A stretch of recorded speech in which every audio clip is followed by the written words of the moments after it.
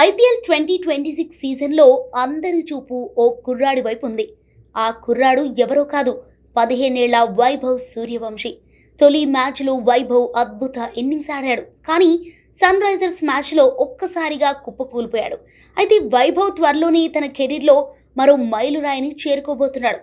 Senior భారత జట్టులోకి అరంగేట్రం చేసేందుకు ఎంపిక చేసినట్టు వార్తలు వచ్చాయి. ఐర్లాండ్ పర్యటన కోసం అజిత్ అగార్కర్ నేతృత్వంలోని సెలెక్షన్ కమిటీ వైభవ్ను షార్ట్ లిస్ట్ చేసినట్లు సమాచారం వెలువడైంది. అయితే బెంచ్ స్ట్రెంగ్త్ను పరీక్షించే ఉద్దేశంతో ఈ పర్యటనకు యువ ఆటగాళ్లను పంపాలని బీసీసీఐ భావిస్తోందట. ఒకవేళ వైభవ్ ఐర్లాండ్ సిరీస్లో బరిలోకి దిగితే సచిన్ రికార్డు చెరిగిపోతోంది. ఇదిలా ఉండగా టీమిండియాలోకి వైభవ్ ఎంట్రీపై ఆస్ట్రేలియా మాజీ కెప్టెన్ ఆరోన్ ఫించ్ స్పందించారు. ఓవైపు వైభవ్ ప్రతిభను కొనియాడుతూనే అతన్ని అంతర్జాతీయ క్రికెట్లోకి తీసుకొచ్చే విషయంలో తొందరపడవద్దని భారత సెలెక్టర్లు సూచించారు.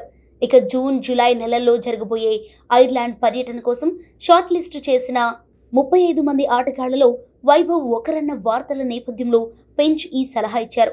భారత జట్టుకు ప్రాతినిధ్యం వహించడం అంటే ఒత్తిడి అధికంగా ఉంటుంది.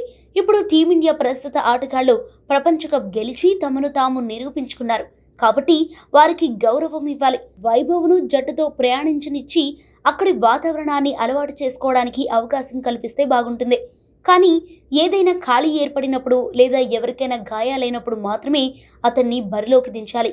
అతన్ని ఒత్తిడికి గురి చేయకుండా తన సహజ సిద్ధమైన ఆటను ఆడనివ్వాలని ఫించ్ తన అభిప్రాయాన్ని వ్యక్తం చేశారు.